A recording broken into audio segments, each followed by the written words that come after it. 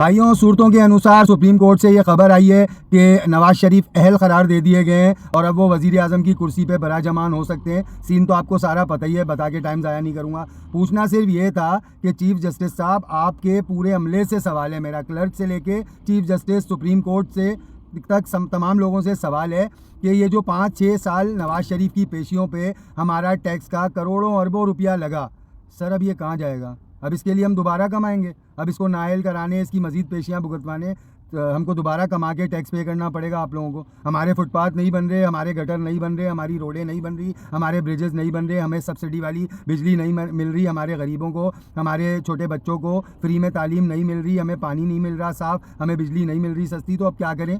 दोबारा से पैसा जमा करें और आपको करोड़ों अरबों रुपए जमा करके दें कि दोबारा पेशियाँ लगाओ और नवाज शरीफ के लिए दोबारा कोई इसके इसाले सवाब के लिए चने पड़वाओ?